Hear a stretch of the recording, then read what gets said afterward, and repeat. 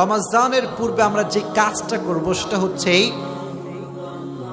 বিগত রমজানে আমরা কি কি কাজ ভুল করেছি আমরা ডায়েরি নিয়ে বসবো। এই যে রমজান সামনে আসছে, রমজানের পূর্বেই সবাই একটা ডায়েরি নেবেন। কি নিবেন? কথা বলেন, কি নিবেন?